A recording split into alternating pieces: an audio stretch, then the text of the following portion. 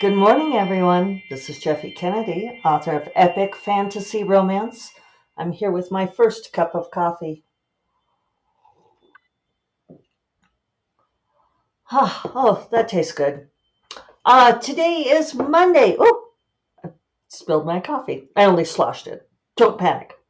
Let's try again. Today is Monday, coffee sloshing day, December 2nd, 12/2/24, final month of 2024. I don't know how this is happening. Time is fleeting. Uh, Sing it, riff. There's a little Rocky Horror reference for you all. Okay. So if you're on video, you will see I've broken out the Christmas mug. It's one of those short years for those of us who are heavily involved in Christmas prep, like decorating, shopping, and um, baking, all the things. It's one of those short years. If you're in the US, Thanksgiving is kind of the trigger to Christmas prep. And if you celebrate Christmas, and if you celebrate Thanksgiving. Um, so now we only have 2 weekends because my mom is coming here on December 22nd. So that means I basically have next weekend and the weekend after is like free time to get my shiz done, which is a tighter time frame. Thanksgiving, U.S. Thanksgiving is always on the last Thursday of the month. So that means that there is anywhere from, for those of you who don't want to do the math at home, 7 days or 0 days after Thanksgiving as part of the Christmas prep era. But it's all good.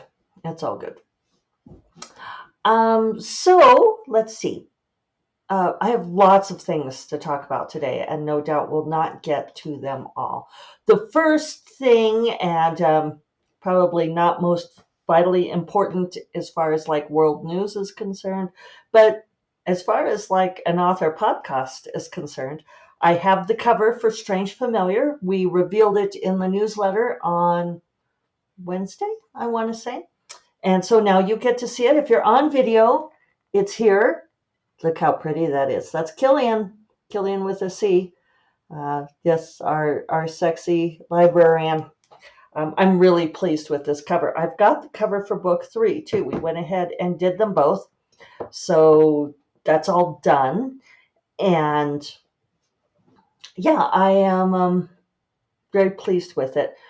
Am I going to get this book out by the end of January, seeing as how it's the beginning of December?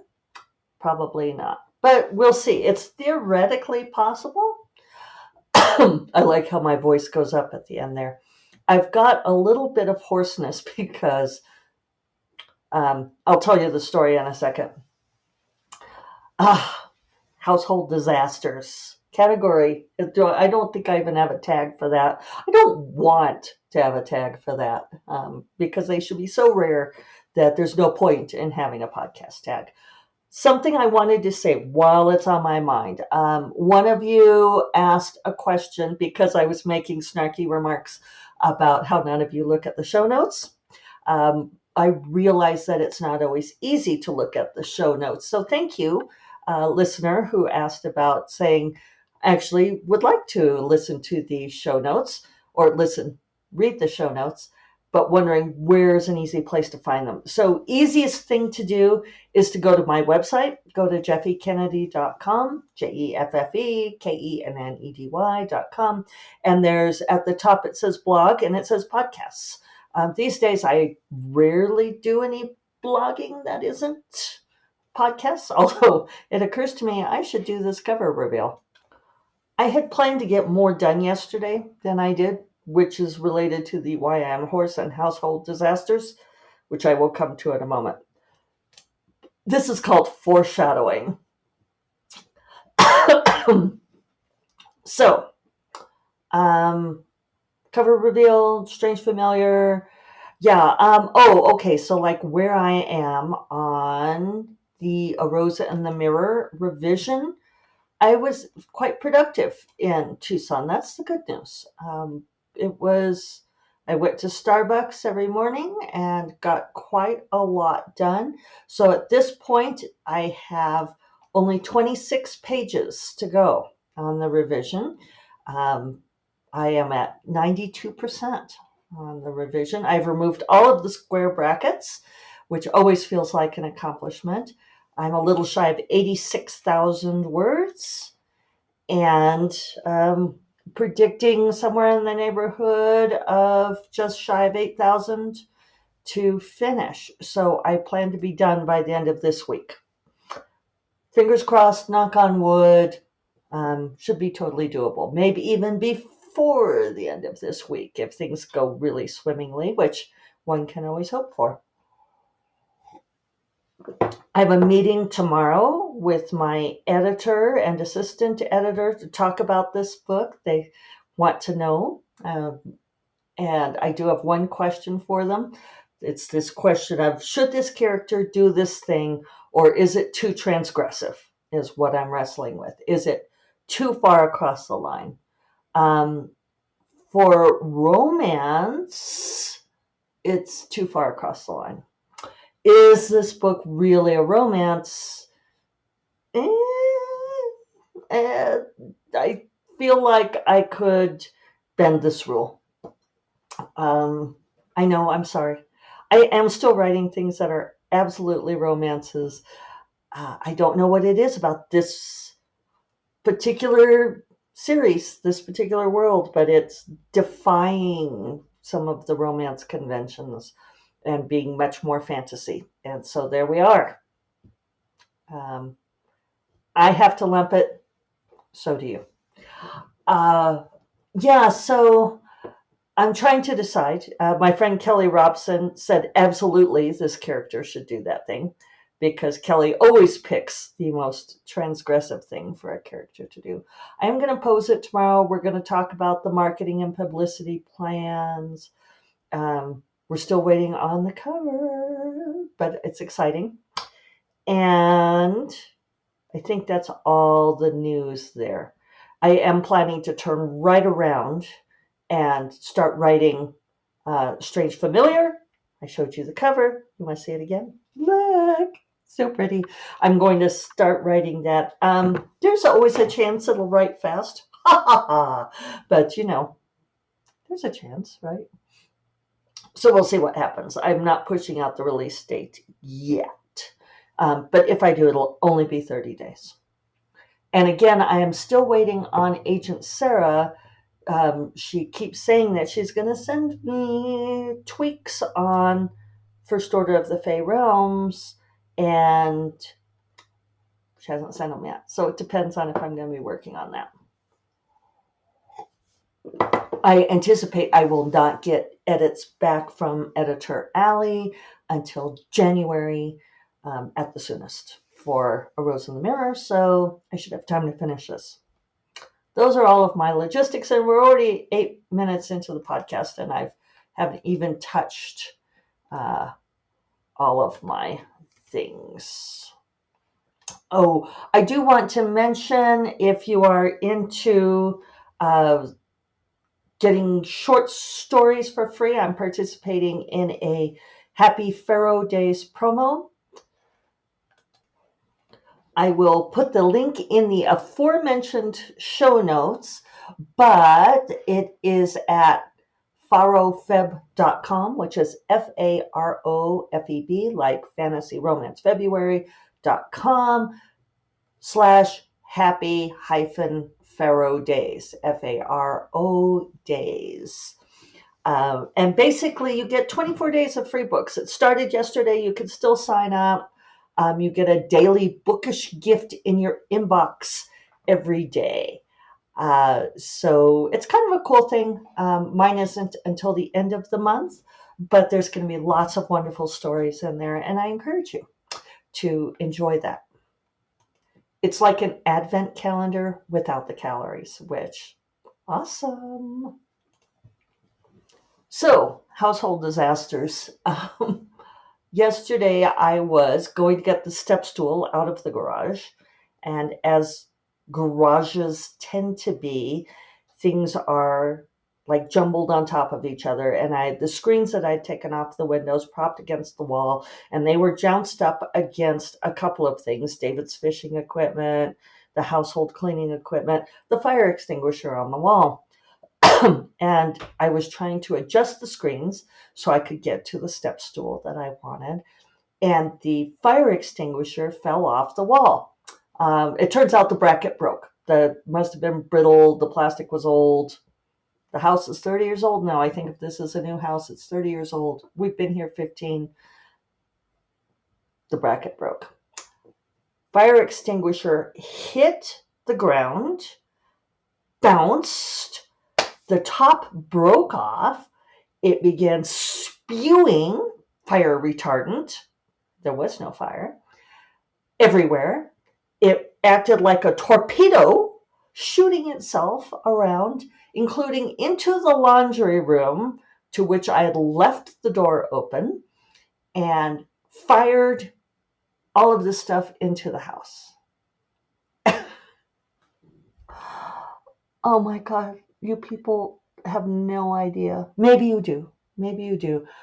That powder, which is fortunately non-toxic, went every freaking where.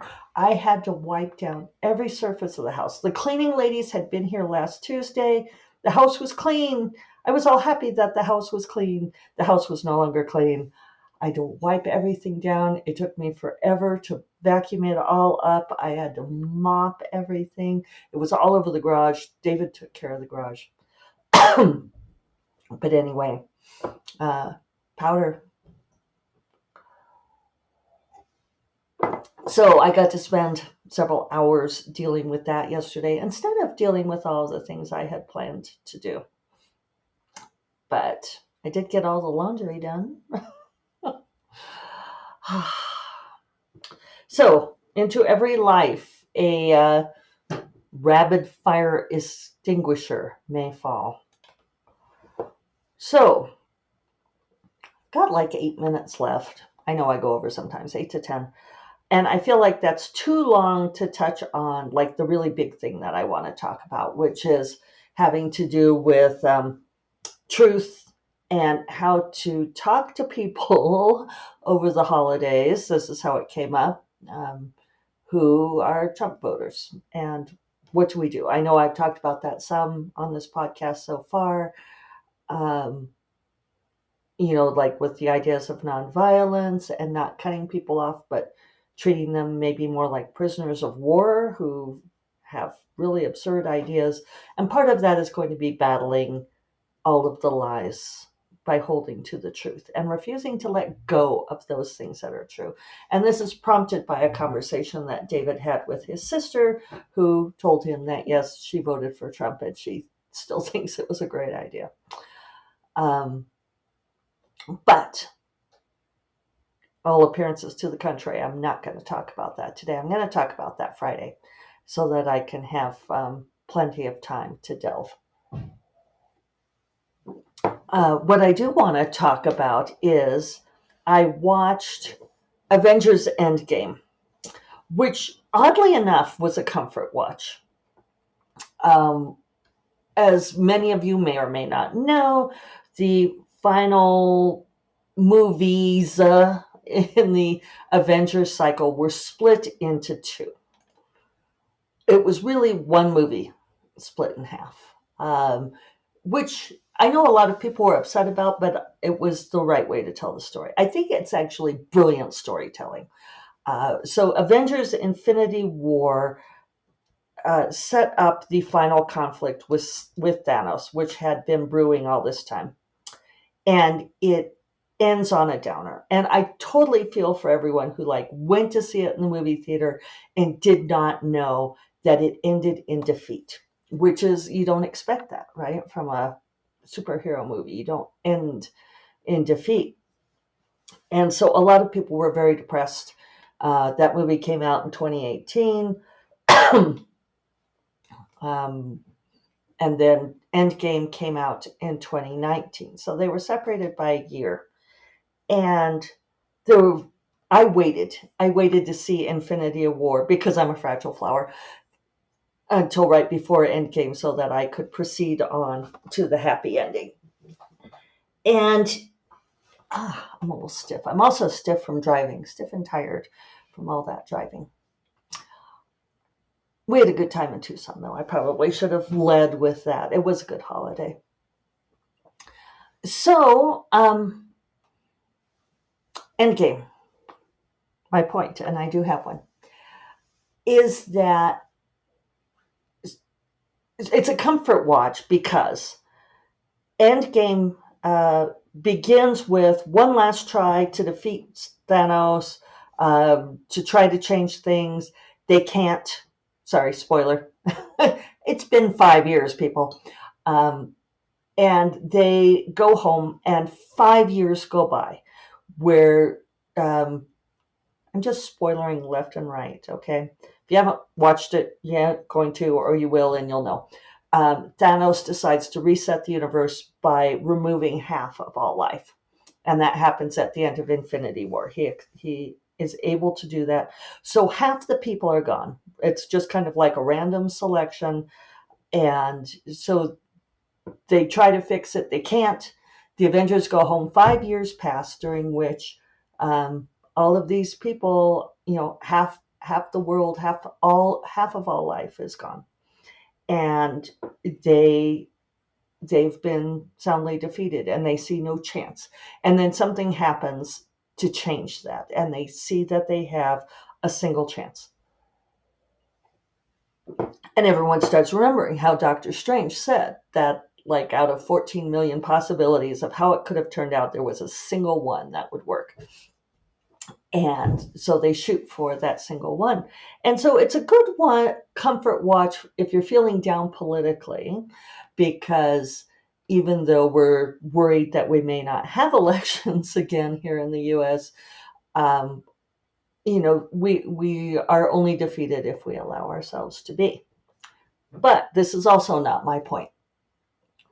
The movie ends with a very, very long battle between Thanos' forces and everybody who's been brought back, spoiler, which is great because all of these people are coming back. And so it's this rousing scene. It's great for storytelling because there's all of these characters coming together, and it's, that they're going to win. We trust now that they're going to win. We don't know how.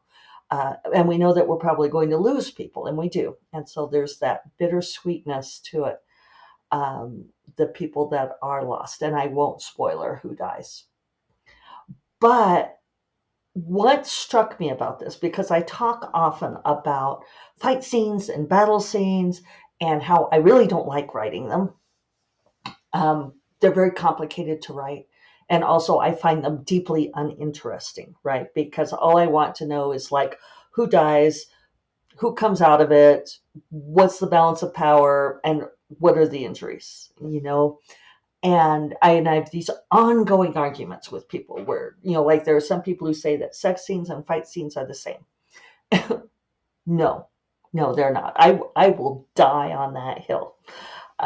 You can put me on any panel you want, and I will die on the hill that fight scenes and sex scenes are completely, totally different, for all kinds of reasons. But what I noticed in Endgame that I found fascinating is that here's this big battle going on. Everybody's fighting, boom, boom, this power against that power, which I know a lot of people like much better than I do. Again, I find it kind of boring. But what makes that final battle very interesting to me is that there is another goal within the battle besides just who can kill the most of the other people. They are working to move the Infinity Gauntlet across the battlefield to get it to the person who can use it. And so having this extra goal within the fighting, it's not just wham, bam, let me punch you, let me stab you with my sword, who can wipe out more people. There's a definite strategic goal to the fight that is, I don't want to say unrelated to the battle, but is somewhat tangential to the battle. The battle is jeopardizing the ability of this thing to happen. It's a huge obstacle in the way of moving this thing from place to place so that someone can use the gauntlet and fix something that they have to fix. And so it makes the battle more interesting.